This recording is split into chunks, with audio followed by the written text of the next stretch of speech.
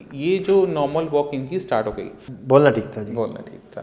एक होता है एडवाइस देना, एक होता है एड्रेस देना। उस समय वो बिल्कुल बेड पे थी, हम स्ट्रेचर पे लेकर आए थे। नमस्कार, मेरा नाम है डॉक्टर पूरू दमन और आज हमारे साथ पैरालिसिस के पेशेंट हैं प्रवीण शर्मा जी। प्रवीण शर्मा जी करनाल में रहते हैं और इनको लास्ट मंथ 13 तारीख को पैरालिसिस हुआ था, जिसके अंदर इनकी लेफ्ट लेग के अंदर जो मूवमेंट थी वो कम्प्लीटली चली गई थी।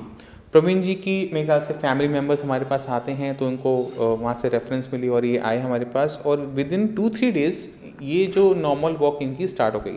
तो ज़्यादा बात ना करते हुए मैं चाहता हूँ कि हम चलते हैं प्रवीण जी के पास और उनसे उनका एक्सपीरियंस पूछते हैं। तो प्रवीण जी, आपको ये हुआ कब था? मुझे नवंबर 14 को 30 नवंबर को हुआ था। और क्या कंडीशन थी उस दिन? -0 कंडीशन थी। -0 कंडीशन जैसे ना -0 हो जाता है ना, टेम्परेचर हो जाता है। हाँ। मतलब इतनी बुरी कंडीशन थी कि मैं उसको माइनस, इससे नीचे कोई फिगर नहीं थी कि मैं दे नहीं पा रहा था। चल पा रहे थे? बिल्कुल नहीं। हाथ ठीक थे? हाँ ठीक थे। वीकनेस थी एक हाथ में? हाँ जी, हाँ जी। बोलना ठीक था? बोलना ठीक था जी। बोलना ठीक था। तो आपको यहाँ का एड्रेस किसने बताया था साइंस इंजीनियरिंग का? पहले तो ये बताओ। देखो, साइंस इंजीनियरिंग का एड्रेस मुझे मेरे घर से मिला। मेरे छोटे भाई की वाइफ को पैरालाइज हुआ पिछले 2-3 साल पहले। अच्छा। उस समय वो बिल्कुल बेड पे थी, हम स्ट्रेचर पे लेकर आए थे। अच्छा। पर आज वो अपने आप चल रही हैं, अपने परिवार को संभाल रही हैं। मतलब एक ही फैमिली में दूसरा पर्सन था? हाँ जी, हाँ जी, हाँ जी, हाँ जी, हाँ जी। तो आप मेरे पास कब आए थे? मैं आपके पास 15 में। और ठीक कितने टाइम में हो गए? 17 में। मैं 2 दिन, मतलब 17 को मैं वॉक करता था अकेला। जैसे जबकि मैं पहले बाथरूम लैट्रिन के लिए मुझे सहारा चाहिए था, बच्चों के साथ चल जाता था। पर 17 से मैं शाम को इवनिंग वॉक पे, मॉर्निंग वॉक पे जाता था खुद से। अच्छा जी। और आज की डेट में क्या कंडीशन है एक महीने बाद? 99.9% ओके। और तो बाकी जो पैरालिसिस पेशेंट्स होते हैं उनको क्या एडवाइस करना चाहोगे? मैंने तो एड्रेस दिया। एक होता है एडवाइस देना, एक होता है एड्रेस देना। मैंने तो एड्रेस दिया कि आप यहाँ जाओ। एडवाइस तो है कि आपकी मर्जी, आप जाओ या ना जाओ, वो आती है एडवाइस। एक होता है एड्रेस, भाई यहाँ आपको कंफर्म जाना है। अच्छा, तो अब चलने में कोई दिक्कत नहीं? चलने में कोई दिक्कत नहीं। सारी चीज़ें खत्म हो गई 100% प्योर? 100%। चलिए ठीक है।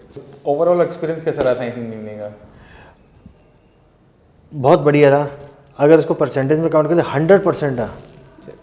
और मैं तो अगर इस इंटरव्यू को अगर कोई देखता है ना जी, तो मैं उसे ये बोलूँगा कि विश्वास नहीं, आँख बंद करें, अंधविश्वास करके चलिए आप। एक होता विश्वास करना, एक होता फेथ, एक होता ब्लाइंड फेथ। मैं तो ब्लाइंड फेथ कहता हूँ कि ब्लाइंड फेथ करना चाहिए। मैंने ब्लाइंड फेथ किया और आज आप सबके सामने हूँ।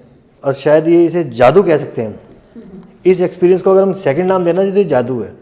जादू नहीं है, क्योंकि हम बहुत जल्दी स्टार्ट किया था हमने ट्रीटमेंट, क्योंकि एक ही दिन हुआ था। हाँ जी। इस वजह से रिकवरी उतनी मैंने इतनी रिकवरी जो मैंने फील की है साइंस इंजीनियरिंग में आके, इतनी रिकवरी मैंने कभी किसी से सुनी नहीं है कि किसी हॉस्पिटल में जाके और उन्होंने कहा जी आप वहाँ चले जाओ, उस ट्रीटमेंट में आपको होगा। ऐसा तो मैंने सुना नहीं है, पर यहाँ देखा है। नहीं, एक्चुअली क्या होता है कि जब ब्रेन के अंदर कभी भी ऐसा कोई दिक्कत होती है तो उसमें टाइम बहुत इंपॉर्टेंट होता है।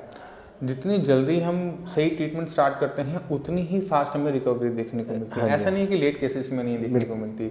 अगर पेशेंट अपनी मेहनत करने को तैयार है, विल पावर रखता है और ये माइंड में डाल लेता है ना। मेरा मानना ये है कि कोई चीज़ तब खत्म होती है जब हम उसे स्टार्ट करते हैं। स्टार्ट भी होते हैं और इसमें ना जब तक आपके पास खुद की इच्छा ना हो ठीक होने की, हाँ जी, हाँ जी, कोई डॉक्टर आपकी मदद नहीं करता।